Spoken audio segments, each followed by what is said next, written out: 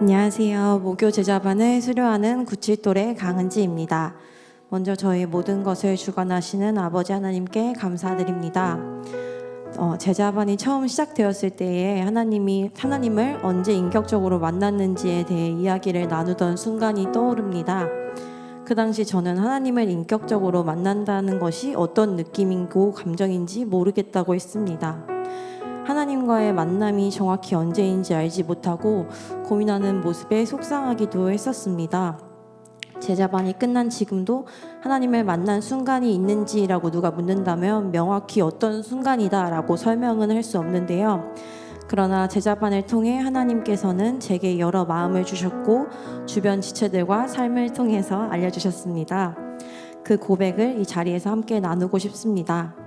먼저 제자반을 모집한다는 교회 광고를 들었을 때 제자반이라는 이름에 제자로서 조금이라도 배울 수 있지 않을까라는 생각에 마감 기한이 다 되어서야 전도사님께 용기를 내어 문자를 보냈습니다.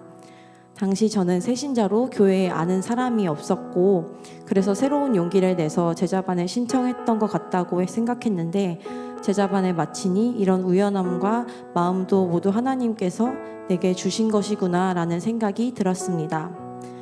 하나님께서 주신 마음인지 제가 확신할 수는 없지만 제자반 과정이 시작되고 마칠 때까지 계속 든 마음은 사랑이었습니다.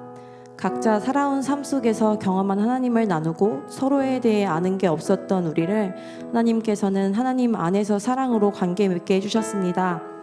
좁아져 있던 마음이 점차 열리고 하나님 안에서 거하는 각 지체들의 모습을 볼 때 하나님의 사랑이 이렇게 흐를 수 있구나를 깨달을 수 있었습니다.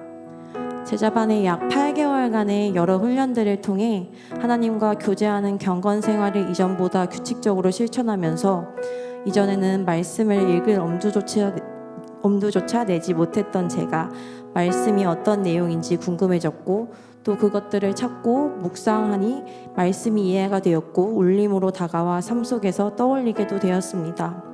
또 하나님께서는 매일 기도하는 훈련을 통해서 제게 때론 기쁨을 때론 가슴속 뜨거움을 주시기도 하셨습니다.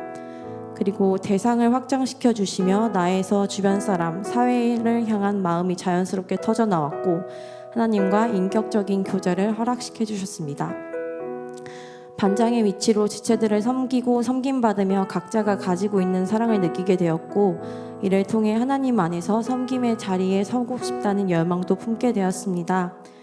모든 훈련과 과정이 쉽지는 않았으나 하나님과 교제를 우선시하는 세상과의 씨름도 경험케 해주셨습니다.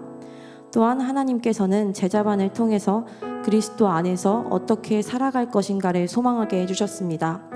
삶 속에서 그리스도를 닮아가는 것, 혼자 사는 것이 아니라 공동체 안에서 서로 사랑하며 그리스도의 사랑을 느끼고 또 그 사랑을 전해야 한다는 열망을 주시며 하나님의 크신 사랑을 엿볼 수 있게도 해주셨습니다.